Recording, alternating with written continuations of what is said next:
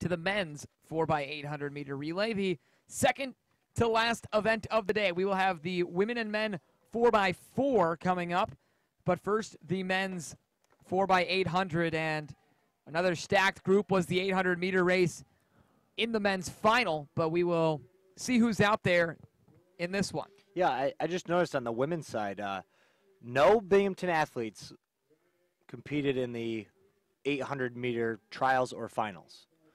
So I'm wondering if there was, going into this meet, if they decided, hey, let's go try and win that 4x8. We'll just keep everyone fresh and get a chance, maybe take an athlete from the 1500 or something. But with no one in the 800, you have to think that they did that on purpose to save up for that 4x8 and take home a win, and it paid off in this case.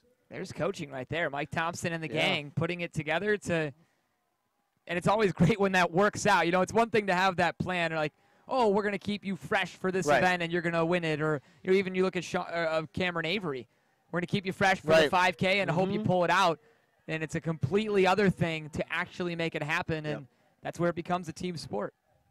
You make decisions as a coach to go for points, go for history, and that's what the Bearcats accomplished in a big way just now. Yeah, a lot of times when you get to this stage in the meet, or even going in, there's some teams that the top couple teams have point goals and where they want to finish, and then a lot of teams will decide, hey, we're not going to finish in the top 2 or 3 as a team, so let's see how many champions we can get, or let's see how many personal bests we can get, or let's see what we can do in this particular race. And it seems like one of the strategies for Binghamton was to focus on their 4x8 relay, and it paid off in this case. The Binghamton women finished second in 2013 at 136 points. That was the best they have ever put together. They lost a couple of really great athletes coming into this year, but have now won the 4x8 as we finished the first leg of the men's 4x800, and the Black Bears the only ones who seem to be out of it right now. Yeah, looked like a high 153 split on the opening leg there, as I believe that was Vermont handing off first, as the UAlbany athlete faded a little bit in the home stretch. But there are probably 4 or 5 teams that are very much in contention to take the win.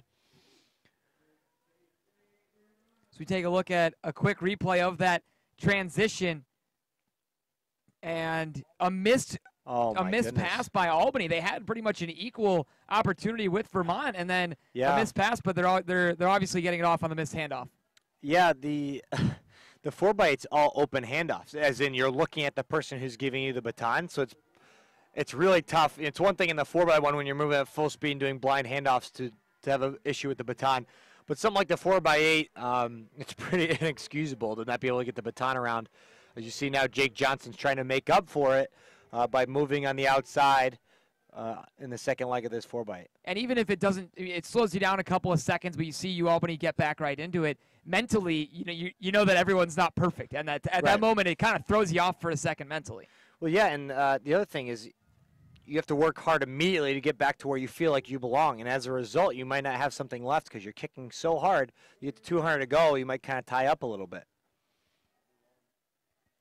So the second leg about to finish up, as we'll look for a clean handoff from the Great Danes in this one. Yeah, this is Noah Bellamo for UMass Lowell, and then we've got a Vermont athlete moving up on the outside who's going to take the lead as they come into the exchange. Real strong finish for this athlete. Albany won it last year. New Hampshire won it the previous 2 seasons, and the Catamounts start out with a pretty good lead heading into leg number 3. Clean handoffs all around, and here we go in the third leg. 154 on that leg for Vermont, and a really strong last 100 gives them the opportunity to start with a gap for their third leg. Catamounts with a hefty lead on the back stretch there.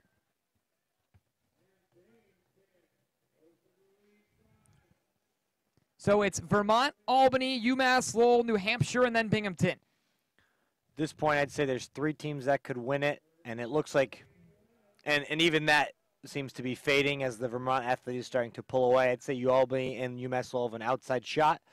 I imagine that Sean Munley will be the anchor leg for UMass Lowell, so he could give them a chance, but only if it's close. And right now, the lead is being extended by Vermont. Catamounts will likely have John Benner to finish it off.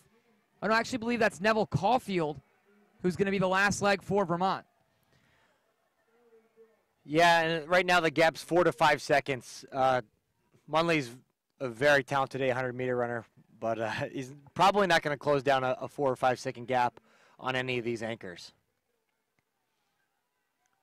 Neville Caulfield will step up for Vermont and be the last leg as he looks to win it. He's the 3,000-meter steeplechase guy usually, ran a 3:55 1500. A little bit of fading here by the Vermont athlete, and it looks like UNH out of nowhere has put on a monster leg to give their team a chance. And I imagine it'll be Billy Ulrich. We'll see what he's got in his legs after his 1500. UMass Lowell comes up in front of Vermont coming into the last leg. New Hampshire's going to pass them as well. Caulfield will take it for the Catamounts. Vermont athlete really tied up there, and to make it tough for his teammates. He ran closer to a 156 or 157. I do not have a split on anyone else, but Munley is going to work with a pretty big lead, and as arguably the best 800-meter runner, despite not winning today, it's going to be a tall task for anyone to close him down. He's the defending champ in the 800-meter, lost it this year, but came in as the 1 seed.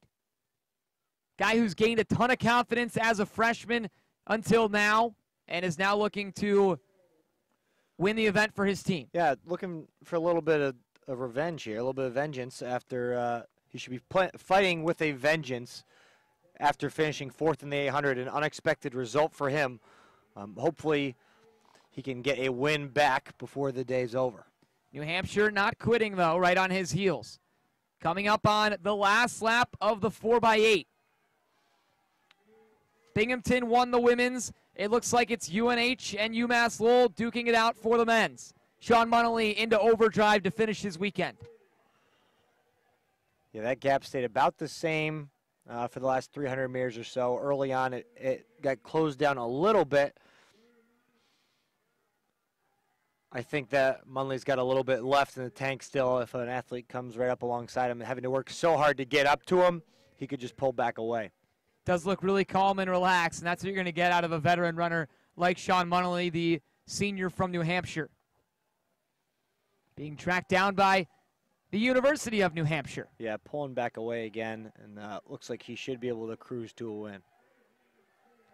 UMass Lowell had a tough start to the day, but it looks like they're going to be the champions in the 4x8 in the men's. He looks over his shoulder, sees he's home free, and Sean Munnelly finishes it out after falling in the 800-meter. He wins it for the Riverhawks, and New Hampshire just barely got second, it seemed. No, Binghamton comes through and grabs second from him.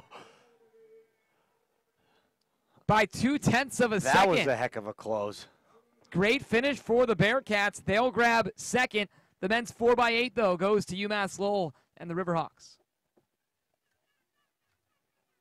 And that is a nice little revenge tour for Sean as he comes up short in the 800-meter, but getting 4th in that one and then taking 1st with his teammates in this one, certainly a pretty decent consolation prize.